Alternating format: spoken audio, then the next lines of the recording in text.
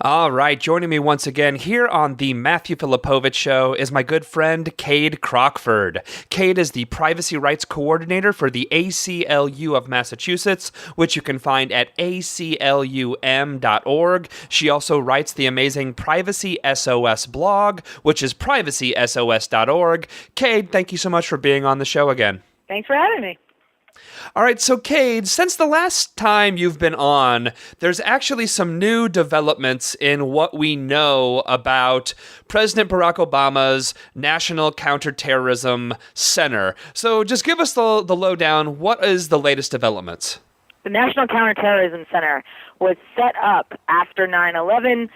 It was one of the recommendations of the 9/11 Commission, essentially to establish a place that would be a clearinghouse, a government clearinghouse for information about terrorism and terrorism suspects and intelligence.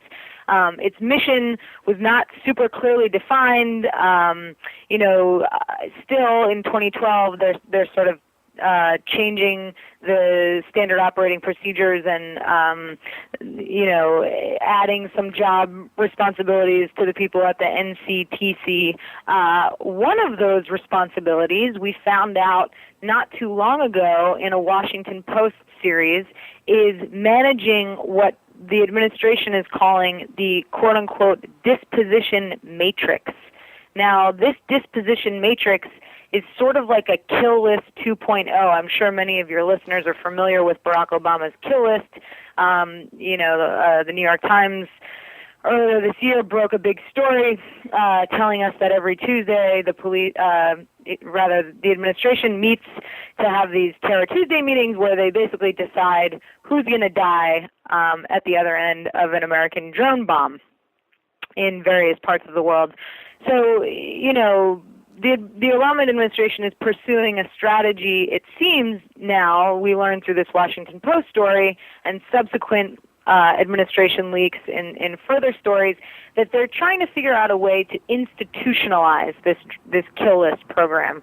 There was yet another story that came out telling us that the administration was worried about maybe losing the election and, God forbid, shocked and horrified at the prospect that somebody else would have all of these powers, the power to kill anybody anywhere in the world without any sort of judicial oversight or due process that Barack Obama has asserted. He all of a sudden thought, this is the public story at least, wow, this power could be deployed by somebody else. I don't know if I trust this person. And so the idea was that, at least we're told, that he was, starting to develop these plans for institutionalizing the program and creating so-called rules for the program. Well, it turns out that one of these projects is to create this disposition matrix to identify and then figure out what to do with, essentially, terrorism suspects. And we found out that this operation is housed at the NCTC. I'll tell you another couple of things that the NCTC does. It also, we learned in March, collects all sorts of information about U.S. citizens and people who live in this country, about U.S. persons. So essentially, in March, the Obama administration announced that it had a new set of guidelines for the NCTC, which again acts as a clearinghouse of all sorts of information about U.S. persons. And these new guidelines were going to exempt the NCTC's operations from a number of Patriot Act provisions. Privacy Act provisions. It was going to exempt the NCTC. There's a very good slip there. It actually works very well you said the Patriot Act provisions. It seems pretty apt, actually. Yeah, that's all of this stuff wording. is sort of 9/11 spawned, attacks on our constitutional rights. But so in March, the Obama administration basically announced that they were changing the guidelines at the NCTC, and whereas before they were only allowed to keep information about U.S. persons, that's citizens and people who live in the country who were not suspected of any terrorist activity, they had to delete that information relatively quickly. They couldn't hold on to it for a long time. Well, Obama said, I'm changing the rules. I want to not only keep this information for longer, 5 years or forever, if we decide that we want to hold on to it forever. He not only said that he wanted to keep the information for longer, but they expanded the kinds of information that the NCTC collects. So now the NCTC is essentially creating these profiles of every person in the United States literally from the time you're born, because what the center does is it collects any information that the government possesses about you. So that's Medicare information, that's Social Security information, it's tax information, birth records, death records, tax data. I mean, you know, you file a mortgage application to get a preferential loan with the federal government. That goes into the NCTC. Literally anything, any information that you disclose to the government or that the government creates about you is fodder for this giant intelligence trap, basically. So this is the second part. The first part is that the disposition matrix is based out of the NCTC. And the second part is that in March, the Obama administration changed the rules with no public process, just out of the blue, announced to the public, we're changing the rules, we're keeping the information for longer, and we're collecting more information. At that time, the ACLU was pretty much the only organization in the country to say, whoa, whoa, whoa, what are you doing? Our legislative counsel in D.C., Chris Calabrese, wrote a blog that I encourage everybody to look. You can just Google NCTC ACLU and you'll find it. And he lays out our major problems with the Obama proposal.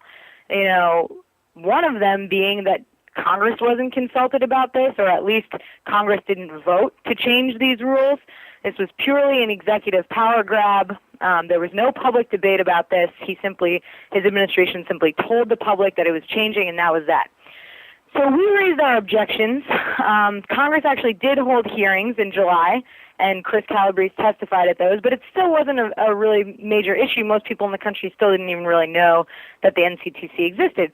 This past week, a major Wall Street Journal investigation dropped, and in that investigation, we found, or these journalists found, Julia Angwin from the Wall Street Journal submitted FOIA requests to a number of government agencies to find out what the deliberations were like on the inside. Was there any dissent from within government about what they were doing? And she found out that, in fact, there was a significant amount of dissent, and that it came from the places where you actually might expect dissent to come from on these issues. And that was the DHS Privacy and Civil Liberties Office, primarily, and the Department of Justice's Privacy and Civil Liberties Office. So the main opposition to this Obama administration plan to change the rules, allow the government to collect more information about innocent people, store it for longer, and data mine this information looking for so-called, you know, terrorist patterns, whatever that means.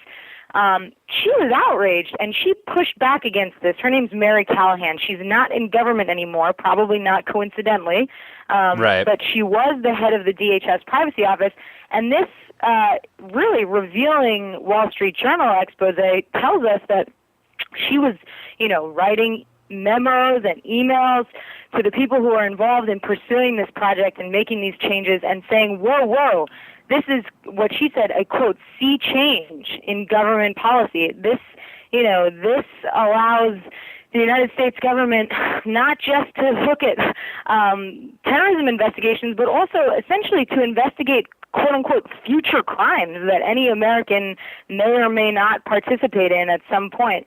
You know, it exempts the NCTC from the Privacy Act, which said basically that information collected by the feds for one purpose is not supposed to be used for another purpose. So again, you know, information collected for tax purposes can now be used to investigate, you know, start an investigation into you for no good reason, looking for evidence of criminal activity. It's just, you know, she actually, Julia Angwin quotes an unnamed former senior administration official who called the changes, quote, breathtaking in scope. Now, that is somebody inside of government. That's not the ACLU. That's not even Mary Callahan of the DHS Privacy Office. That's somebody who used to work for the White House, saying that what they were doing was breathtaking, that it's a sea change in government policy. And, you know, we're very grateful for organizations like the Wall Street Journal's privacy journalism and for Julia Angwin's investigation. You know, part of the problem here is that there isn't enough of this investigatory journalism. So, this could be happening all the time. It could be the case that so many of these decisions that you and I have talked about, that the federal government is making that are adverse privacy outcomes, that have adverse privacy outcomes, actually do face a significant amount of resistance internally, but we never hear about it because all these debates go on behind closed doors. So, it raises a number of issues. It reminds us about the NCTC problem, and it also raises a fundamental question about secrecy in our democracy and, these executive power decisions being made behind closed doors that have really very profound implications for how the government does business.